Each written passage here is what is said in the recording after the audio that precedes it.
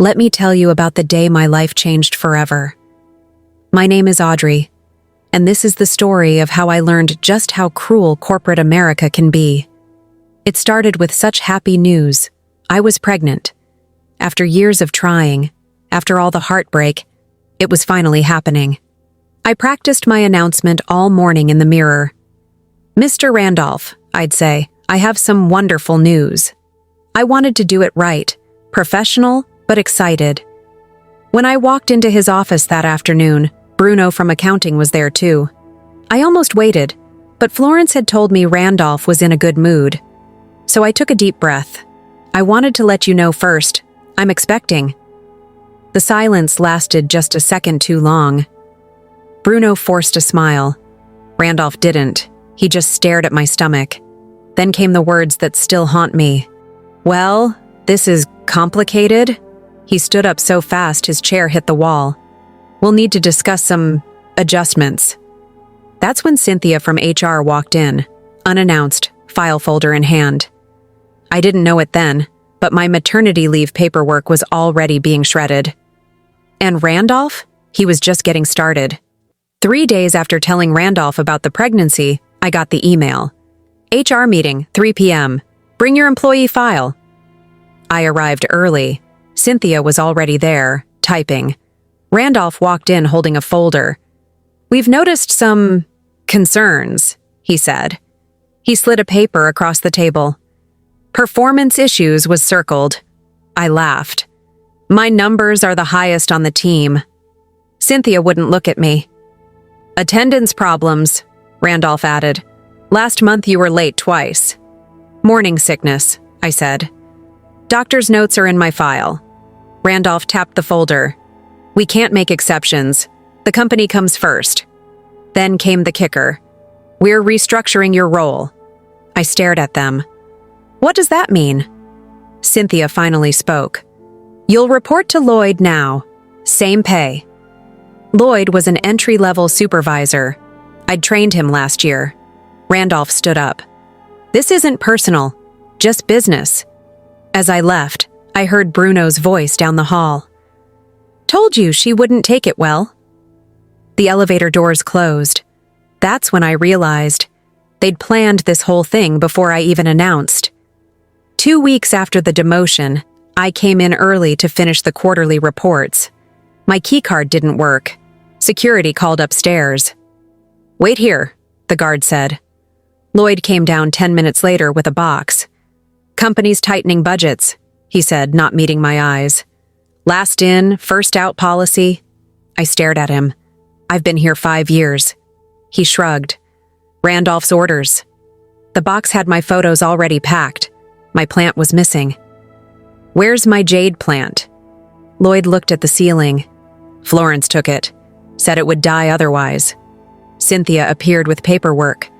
"Sign here acknowledging the severance terms." I scanned the document. "This says I resigned." Cynthia's pen hovered. "Standard language." I pushed it back. "I didn't quit." Randolph's voice came from behind me. "We can do this the hard way if you prefer." He nodded to security. They stepped forward. I took the pen. As I walked out, I saw Sapphire from marketing peeking through her cubicle. She mouthed, "I'm sorry," before Ruby pulled her away. The elevator doors closed on my career, but as the box grew heavy in my arms, I realized something. They'd just made their first mistake. They'd forgotten about the company phone still in my pocket, the one with all my emails and recordings still synced. At home, I emptied the box onto my kitchen table. Pens, notebooks, a framed photo from last year's holiday party. The company phone buzzed in my pocket, a low battery warning. I plugged it in, watching as years of emails synced. Then I checked the voicemails. There were dozens, mostly from clients. But one caught my eye, dated 2 days before my demotion, from Randolph's extension. I pressed play. His voice came through clear. "Cynthia, it's me. Just confirming our strategy for tomorrow's meeting. We need to move fast on this. She's barely showing now, but we can't afford dead weight in Q3. Make sure Lloyd's prepped on taking over her accounts. And for God's sake, Don't mention the pregnancy stuff. Just stick to performance issues. The message ended. I played it again, then a third time. My hands didn't shake as I copied the file to 3 different cloud accounts. I texted my husband, "Don't come home for dinner. I need to work." Then I opened my laptop and started drafting an email to every reporter who'd ever written about workplace discrimination. The subject line, "How Sterling Corp Treats Pregnant Employees." I attached the voicemail. My finger hovered over send. Then I deleted it. Not yet. First, I needed to make sure the whole company heard this, starting with the board members whose private emails I still remembered from my executive assistant days. I spent 3 days crafting the perfect post. Not on my real profile, I created a new account under a fake name. The headline read, "What really happens when you get pregnant at Sterling Corp." I wrote everything. The demotion, the termination, the way Randolph looked at my stomach when I told him the news. But I didn't mention the voicemail yet. That was my trump card. Next, I found every Sterling Corp employee on LinkedIn, especially the women, especially the ones who'd recently had babies. I didn't connect with them, not yet. Then I searched for journalists who covered workplace discrimination.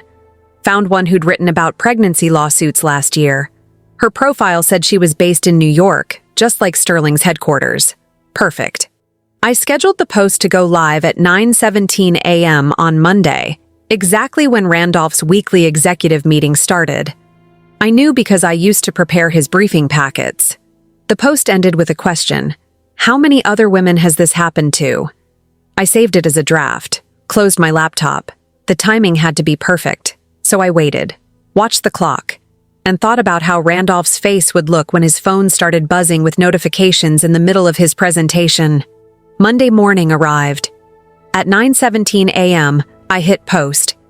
Then I attached the voicemail file and tagged every journalist and women's advocacy group I could find.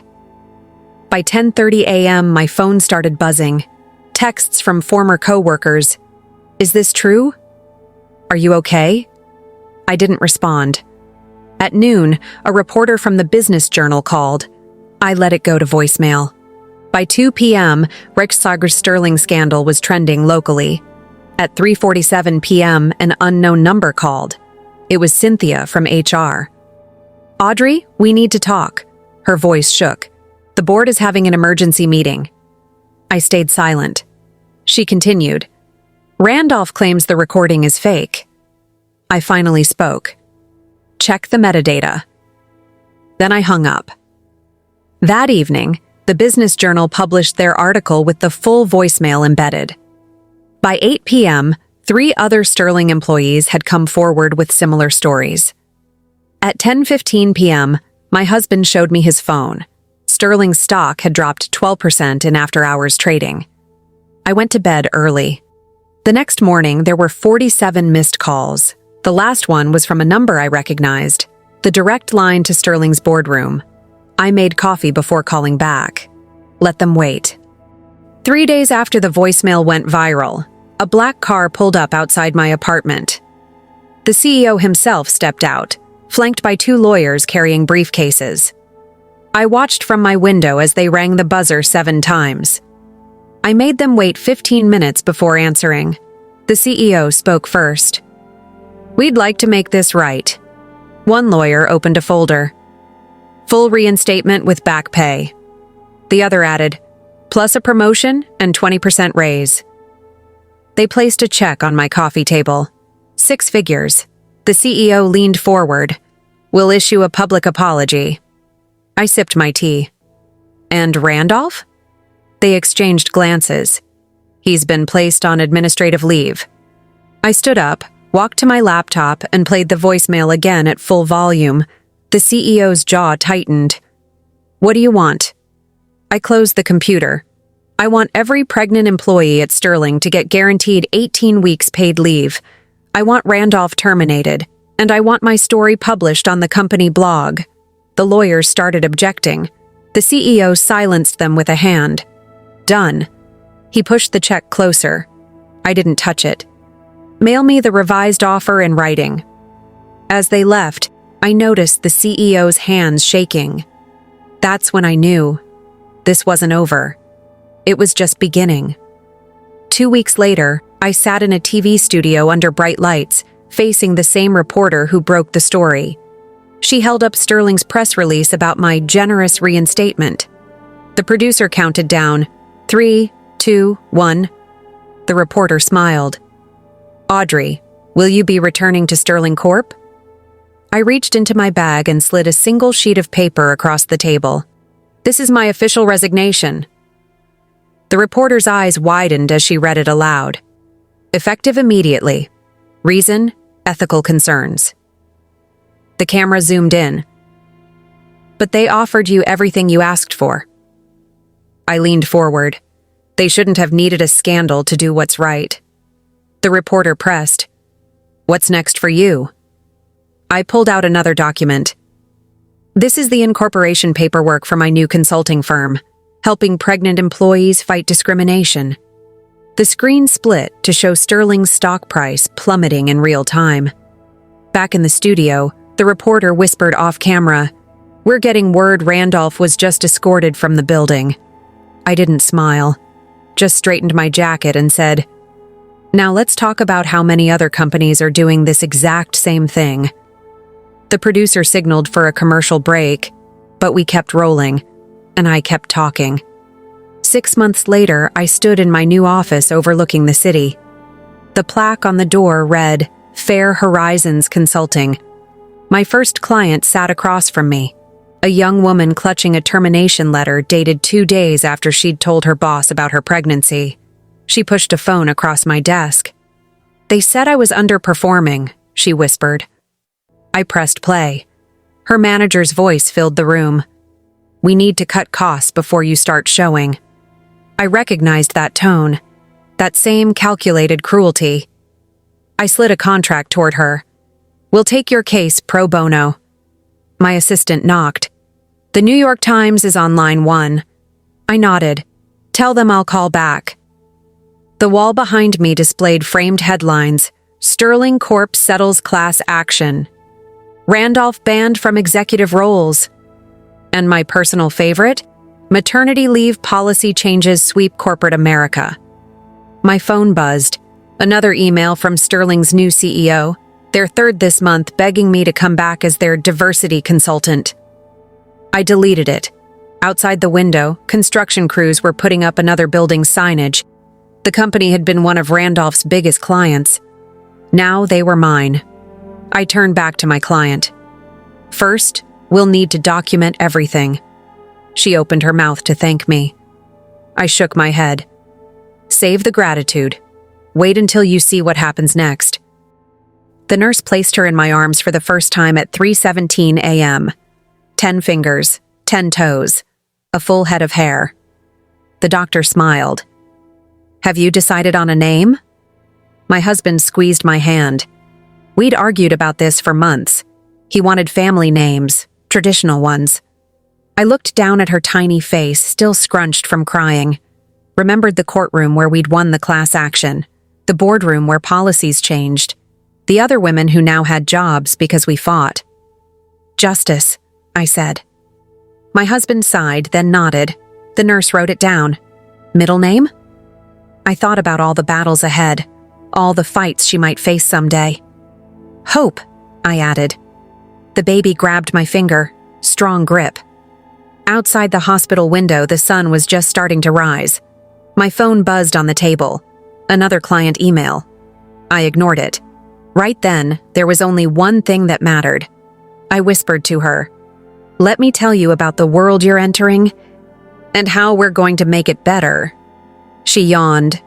The perfect audience. So I began the story. Our story. Starting with the words, "Once upon a time, there was a woman who thought she'd lost everything. Justice got her first tooth last week. Bit my finger while I was on a Zoom call with a client. Laughed when I yelped. She's got her mother's spirit and her mother's fight. Right now, someone's watching this while sitting in a bathroom stall at work, scared to tell their boss they're pregnant, or sitting at their kitchen table, staring at a termination letter they know isn't fair. Here's what I want you to do. Take out your phone. Open your contacts. Find that coworker who's being treated wrong. Send them this video. Or better yet, tag the boss who needs to hear it most. Because change doesn't happen when we stay quiet. It happens when we make enough noise that they can't ignore us anymore. So go on, tag them. I'll wait. Then hit subscribe. Because the fight's just getting started.